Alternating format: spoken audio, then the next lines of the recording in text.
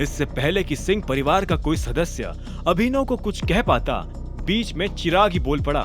अभिनव, बस बहुत हुआ।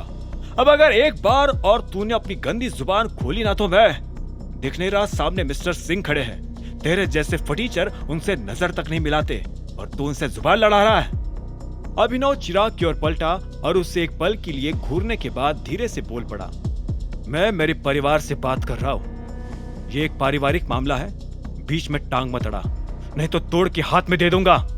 मेहमान बनकर आया है ना, तो मेहमान बनकर ही खड़ा रहे। बस बहुत हो गया आप। अचानक हरदेव बीच में चिल्ला पड़े और उन्होंने अनन्या की ओर देखा। अनन्या, इसी वक्त डिसाइड करो अपने दादा और अपने पति के बीच किसे चाहती हो।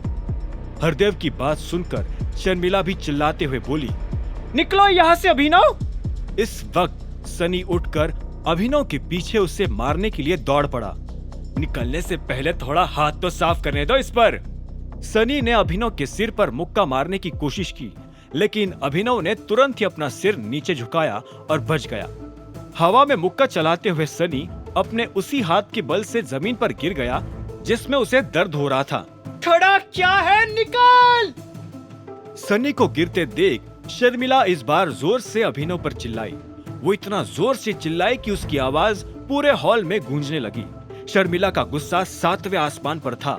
इतने में सनी अपनी जगह से लड़खड़ाते हुए खड़ा हुआ और अभिनव की तरफ देखते हुए बोला, अगर यहाँ से तुझे मैंने एक सिंगल पीस में जाने दिया तो मेरा नाम भी सनी सिंह नहीं। और इतना कहते ही उसने अपना फोन निकालकर एक नंबर डायल किया। फिलहाल चिराग भी अभिनव पर काफी गुस्सा था, पर वो सनी की तरह कोई मारपीट करके अपनी इमेज खराब नहीं करना चाहता था। वो यही सोच रहा था कि जैसे ही अभिनव के ऊपर से सिंह परिवार का ठप्पा हट जाएगा, वैसे ही वो उसे ठिकाने भी लगा देगा, दिमाग से भी और औकात से भी। इतने में अभिनव ने कहा, किसी को फोन करने की जरूरत नहीं है, मैं खुद जा रहा हूँ। जब आदमी खुद इलाज ना करवाना चाहे तो डॉक्टर क्या ही कर सकता है। और इतना कहते ही वो अनन्या की तरफ देखने लगा। अनन्या के चेहरे पर सिंह परिवार के बाकी लोगों की तरह गुस्सा और नफरत साफ झलक रही थी। अनन्या का चेहरा देखकर अभिनव ने अब सारी उम्मीद छोड़ दी और वो दरवाजे की तरफ बढ़ने लगा। तभी फोन पर बात करता हुआ सनी दौड़कर उसके पीछे आया और उसे पकड़ते हुए बोला, मेरे होते हुए तू इस घर से जिंदा तो नहीं जा पाएगा। अभिनव ने ये सुनते ही पहले सनी की आंख में देखा और फिर उसके हाथ को देखने लगा जो अभिनव की शर्ट पर थे। जैसे ही सनी ने देखा कि अभिनव उसका हाथ देख रहा है तो उसने चुपचाप अपना हाथ अभिनव की शर्ट से हटा लिया। अभिनव मन ही मन मुस्कुराया और दरवाजा खोलकर बाहर निकलने लगा, लेकिन इससे पहले कि वो आगे बढ़ भी पाता, उसके सामने 2 एसयूवी गाड़ी आकर खड़ी हो गई। सनी ने उन गाड़ियों को देखा और मुस्कुराते हुए बोला, बहुत सवाल जवाब कर रहा था ना, अभी लोगों से कर। ये दिल्ली एनसीआर के टॉप 10 गुंडे हैं, कसम से इतना मारेंगे तुझे कि 3 सालों तक बिस्तर से उठ नहीं पाएगा। सनी अभिनव को धक्का मारते हुए उन गाड़ियों के करीब चला गया। दोनों गाड़ियों के सभी दरवाजे खुल गए और कई सारे लोग अपने हाथों में क्रिकेट बैट और हॉकी स्टिक्स लेकर निकल आए। अभिनव के सामने खड़े होकर उन्होंने पूरे एंट्रेंस को ब्लॉक कर दिया था।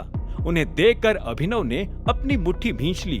उसे अब महसूस हुआ कि कल रात को डॉन और रंजन उसकी सिक्योरिटी की चिंता क्यों कर रहे थे। हंगामा और गाली गलौज सुनकर सभी लोग बाहर आ गए थे। जब उन्होंने देखा कि सनी ने कुछ आदमी बुलवाकर अभिनव को वहां से निकलने से रोक दिया था तो वो भी खुश हो गए थे। सभी को लग रहा था कि अभिनव गुंडों से मार खाने लायक ही था और उससे मार खाने से कोई नहीं रोक सकता था।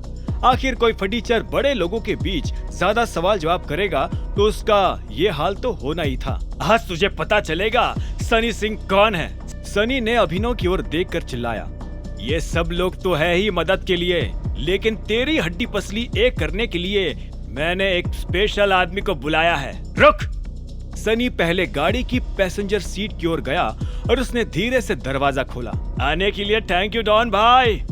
अरे कोई प्रॉब्लम नहीं, तुम बस ये बताओ कि कौन है वो चूहा जो परेशान कर रहा है, डॉन ने गाड़ी से उतरते हुए कहा। डॉन से सनी की मुलाकात 3 महीनों पहले एटीट्यूड क्लब में हुई थी। वहाँ उसने उससे अपना दोस्त भी बना लिया था। वो न सिर्फ डॉन से दोस्ती रखता था बल्कि उसे मोटा हफ्ता भी दिया करता था। सनी जानता था कि डॉन जैसा आदमी वो बकरा है जिसे ऐसी परिस्थितियों में हलाल करने के लिए मोटा ताजा किया जा रहा था। सनी हमेशा से ही अपनी तैयारी पूरी करके चलता था और उसकी इस खूबी से हरदेव भी वाकिफ थे। आगे की कहानी जानने के लिए देखें अगला एपिसोड सिर्फ पॉकेट एफएम के यूट्यूब चैनल पर, और द रिटर्न ऑफ टाइगर के सारे एपिसोड्स को सुनने के लिए डिस्क्रिप्शन में दी लिंक से डाउनलोड करें पॉकेट एफएम ऐप।